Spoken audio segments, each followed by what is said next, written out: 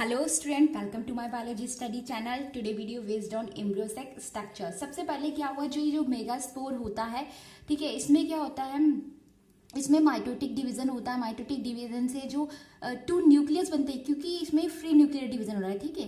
तो न्यूक्लियस जो बनते हैं ये क्या कर जाते हैं, ये मूव कर जाते हैं अप टू मूव कर जाते हैं अपोजिट पोल की तरफ, ठीक है। अपोजिट पोल की तरफ मूव कर जाते हैं। ये देखिए अपोजिट पोल की तरफ आ गए हैं। अब इसी तरीके से ये दो बार दोनों ही पोल की तरफ क्या होगा, माइटोटिक डिवीजन होगा। तो 1 से 2, 2 से 4, इस तरीके से ये बन जाएंगे। देन उसके बाद क्या होगा स्टूडेंट्स, ये जो 4 होते हैं, इन 4 में से 2 न्यूक्लियस जो होते हैं वो आते हैं, वो क्या हो जाते हैं, वो सेंटर की तरफ मूव कर जाते हैं, ठीक है। सेंटर की तरफ जिसे हम बोलते हैं, ठीक है। तो यहाँ देखिए, ये देखिए सेंटर की तरफ आ गए हैं। और ये जो सेंटर जिसमें ये प्रेजेंट है 2 पोलर न्यूक्लियाई, वो है सेंट्रल सेल। अब क्या हुआ, क्योंकि ये जो 3 डिफरेंट पोल, अपोजिट पोल की तरफ जो न्यूक्लियस बचे थे, ये साइटोप्लाज्म इकट्ठा करके क्या बना लेते हैं, सेल बना लेते हैं। जिसमें से जो माइक्रोपाइल रीजन की तरफ होती है उसको हम बोल देते हैं सिनर्जिड सेल, और जो चैलेजल एंड की तरफ होती है उसको हम बोलते हैं एंटीपोडल सेल। स्टूडेंट्स, आप कैसे याद रखेंगे कि एंटीपोडल सेल जो होती है वो चैलेजल की तरफ होगी, AC करके आप याद रखेंगे। A for antipodal, C for chalazal end, ठीक है। और polar nuclei central cell. Then उसके बाद क्योंकि सेल वॉल बन चुकी है तो हम यहाँ पर ये सेल वॉल दिखा देंगे, ठीक है। ये देखिए दिखा देंगे। अब स्टूडेंट्स आप देखिए, मैंने क्या बोला है, माइक्रोपाइल एंड पर 3 सेल है, सिनर्जिड सेल। इसमें से 3 सेल में से जो एक सेल होती है सिनर्जिड सेल, 2 होती है, और एक सेल जो होती है उसे हम बोलते हैं, जो बड़ी होती है और क्लियरली दिखाई देती है, वो होती है एग सेल, ठीक है। एग होती है, एग सेल होती है स्टूडेंट्स। उसके बाद इसमें जो सिनर्जिड सेल होते हैं उसमें क्या लगती है, उसमें फिंगर लाइक प्रोजेक्शन निकलते हैं, इनको हम बोलते हैं फिलीफॉर्म एपरेटस, ओके। और ये जो फिलीफॉर्म एपरेटस बोलते हैं, इसमें क्या होता है, ये जो होते हैं फिलीफॉर्म एपरेटस, ये क्या करते हैं, ये पोलन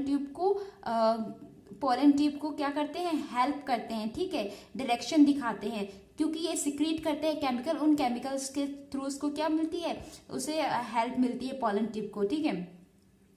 उसके बाद स्टूडेंट्स, ये जो पूरा है इसको हम बोल देते हैं सिनर्जिड सेल, और एक को मिलाकर हम इसको सबको बोल देते हैं egg apparatus, okay, egg apparatus. Then उसके बाद ये जो सेंट्रल सेल है जहां 2 पोलर न्यूक्लियर प्रेजेंट है, और इधर ये जो चैलेजल एंड है, यहाँ पर अपोजिट पोल पर क्या प्रेजेंट है, एंटीपोडल सेल। अब स्टूडेंट्स आप खुद देखिए, अब यहाँ पर कंफ्यूज होते बच्चे की मतलब जो मेच्योर एम्ब्रियो सेल है उसमें कितना सेल, कितने न्यूक्लियड और कितना सेल्ड होता है। तो यहाँ पर आप बहुत अच्छे से समझ जाएंगे। देखिए सबसे पहले आप खुद देखिए, इधर चैलेजल एंड पर कितनी सेल हैं, 3 सेल हैं। कौन कौन सी, 1 2 3, ये एंटीपोडल 3 सेल हो गए। देन उसके बाद सिनर्जिड माइक्रोपाइल एंड पर 3 सेल है, 2 सिनर्जिड एंड 1 एग सेल, ठीक है। तो 3 ही हो गई, 3 ही हो गई, कितनी हो गई, 6 हो गए। देन उसके बाद एक ये सेल है, यही सबसे कंफ्यूजिंग पार्ट है, क्योंकि सेंट्रल सेल को आप भूल जाते हो। तो ये एक सेल हो गई। अब टोटल कितनी हो गई, 7 सेल हो गई। अब 8 न्यूक्लियस कैसे होता है, 1 2 3 4 5 6 7 8, यानी ये कितने हो गए, 8 न्यूक्लियस, ठीक है, 8 न्यूक्लियस। तो ये होता है जो मेच्योर एम्ब्रियो सेल होता है, वो होता है 7 सेल्ड 8 न्यूक्लियड, ओके स्टूडेंट्स। ये बहुत ज्यादा पूछा जाता है, और ये भी, और हाँ एनसीईआरटी में एक लाइन है उसमें बोल रखा है कि जो पोलर न्यूक्लियाई होते हैं, ठीक है, polar nuclei are situated below the egg apparatus in the large central cell, okay. ये बोल रखा है, तो आप कंफ्यूज हो जाते हैं कि मतलब एनसीईआरटी में क्या गलत दे रखा है। बिल्कुल गलत नहीं दे रखा है, सही दे रखा है स्टूडेंट्स। ये देखिए, क्योंकि उल्टा डायग्राम है तो आपको नहीं समझ में आ रहा है, लेकिन अगर आप इसको इस तरीके से करेंगे तो आपको अच्छे से समझ में आएगा, ठीक है।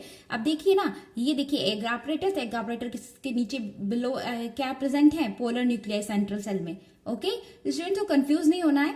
आई होप आपको मेरी ये वीडियो पसंद। Please like share and subscribe. आप मुझे कमेंट करके भी बता सकते हैं। Thank you for watching.